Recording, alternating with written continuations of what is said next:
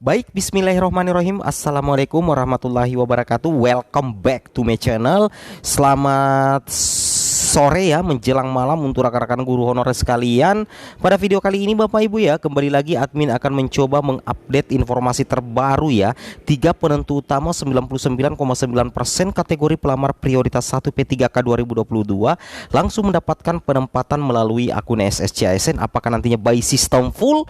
Kita tunggu saja juknis resmi dari Panselnas. Tetapi di sini kami akan mencoba membagikan sedikit tambahan referensi untuk rekan-rekan guru honorer sekalian, karena akan menjadi finalnya nanti adalah info resmi dari Panselnas. Oke, sebelum kita lanjut, bagi rekan-rekan guru yang baru menemukan channel ini, silahkan tambahkan subscribe-nya ya, agar channel ini segera menembus 100.000 subscriber dan kita akan bagi-bagi giveaway Bapak Ibu ya. Oke, dan tanpa panjang lebar lagi kita langsung saja to the point ke informasinya terkait 3 penentu utama 99% kategori pelamar prioritas 1 P3K 2022 langsung mendapatkan penempatan melalui akun SSCASN. Let's go. Di sini by system Bapak Ibu ya, 3 penentu 100% kategori pelamar prioritas 1 ini otomatis lolos ASN. Yang pertama adalah pelamar prioritas 1 menjadi pengunci formasi di sekolah induk dan di sekolah induk, dan tentunya nantinya di SSCASN langsung penempatan sesuai kondisi real di sekolah induk. Nah, kalau posisi Bapak Ibu seperti ini, anggaplah Bapak Ibu adalah pengunci formasi di sekolah induk. Nantinya pada saat pendaftaran dibuka, Bapak Ibu itu akan langsung melakukan proses login sebenarnya, atau pendaftaran ulang di SSCASN, dan Bapak Ibu tidak perlu lagi membuat akun, kemudian update data, dan tidak perlu lagi memilih formasi. Nanti penempatan untuk guru lulus PG yang mendapatkan kuota formasi itu akan bersifat otomatis Bapak Ibu ya. Nah, ketika Bapak Ibu itu menjadi pengunci formasi, nantinya Bapak Ibu akan mendapatkan penempatan sesuai kondisi real di sekolah induk. Pasti akan terjadi seperti itu Bapak Ibu ya. Dan ketika Bapak Ibu mendapatkan penempatan, maka dipastikan Bapak Ibu akan auto lolos menjadi ASN P3K seperti itu ya. Ini salah satu penentu utama. Ini penentu utama paling utama Bapak Ibu ya, ketika Bapak Ibu ada di kondisi yang pertama ini. Nah, seperti ini contohnya, misalkan ya, kita untuk lebih jelasnya kita berikan satu contoh saja. Misalkan seperti ini di sekolah C ya, di sekolah C itu ada 3 ya, ada 3 formasi. Kemudian guru honorer induknya itu adalah 2. Kedua guru honorer induk ini lolos PG.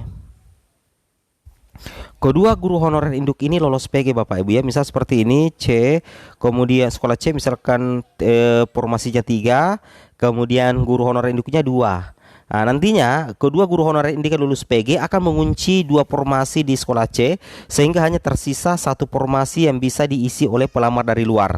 Nah, kalau posisi kondisinya seperti ini, Bapak Ibu akan auto ASN nantinya, dan pastinya di SSCASN Bapak Ibu akan langsung penempatan sesuai dengan kondisi rilis sekolah, sepanjang Bapak Ibu memenuhi persyaratan. Yang pertama, formasi di sekolah induk Bapak Ibu itu sama dengan atau lebih banyak dari jumlah guru PG.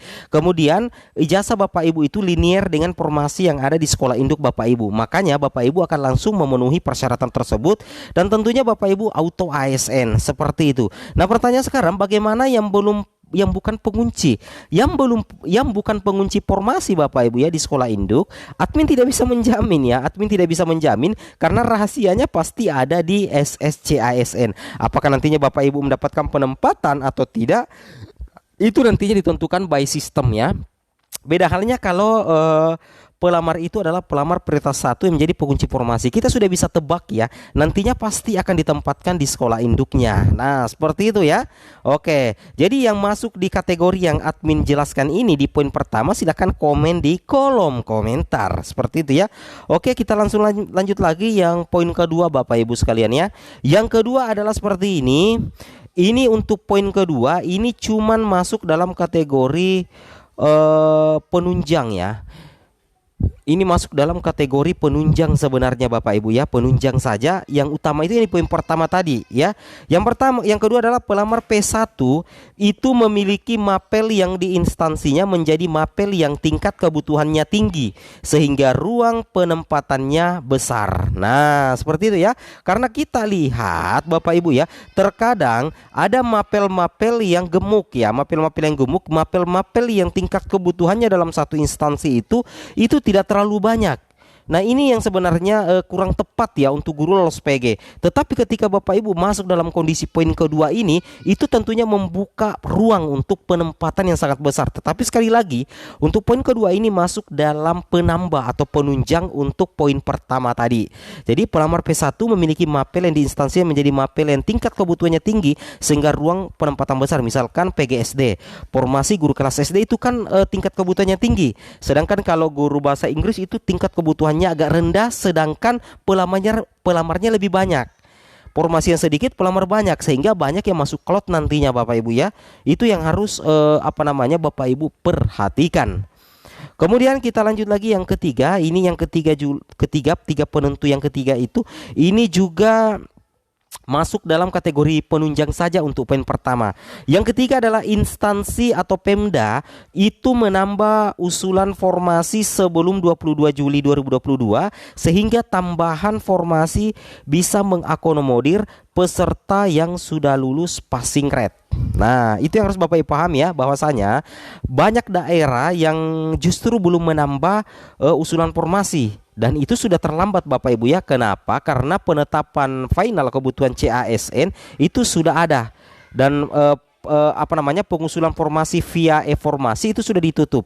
Jadi bagi daerah yang sempat menambah usulan formasi, tentunya itu guru honorernya akan bergembira karena tentu saja akan menambah formasi sehingga otomatis bisa memperbesar peluang mengakomodir peserta yang lulus passing grade. Nah, tapi sekali lagi untuk poin ketiga ini masuk dalam kategori penunjang untuk poin yang pertama tadi. Seperti itu. Itu yang harus Bapak Ibu pahami ya. Kemudian kita lanjut lagi ya di tambahan informasi berikutnya seperti halnya seperti ini. Untuk mekanisme penempatan guru lulus PG tahun 2021 itu nantinya akan ada beberapa pelamar yang masuk dalam urutan kategori pelamar prioritas. Yang pertama itu adalah THK 2, kemudian honorer negeri, lulusan PPG dan honorer swasta. Keempat kategori ini sudah lulus PG itu tidak perlu tes lagi Bapak Ibu ya, dan menggunakan nilai yang diperoleh pada hasil seleksi tahun 2021. Seperti itu ya. Kemudian kita lanjut lagi di sini Bapak Ibu guru sekalian ya. Nah, ini yang ditunggu-tunggu sebenarnya oleh rekan-rekan guru terkait dengan penetapan kebutuhan ASN Nasional 2022 berdasarkan Kemenpan 264 tahun 2022.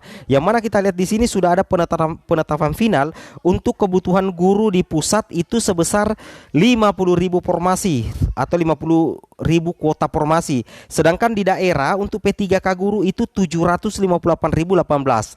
Sedangkan guru yang lulus PG itu 193.954 Bapak Ibu ya. Mudah-mudahan saja dari 758.018 formasi P3K guru daerah itu bisa mengakomodir 193.000. Kita doakan ya, amin ya. Selama tidak ada mapel yang gemuk Bapak Ibu ya. Oke.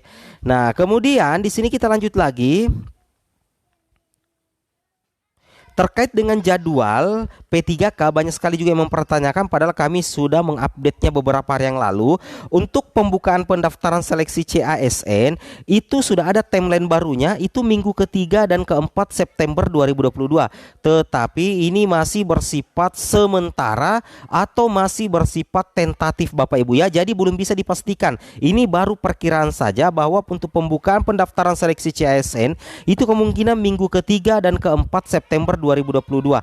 Tetapi finalnya itu kita tunggu info dari Pansalnas.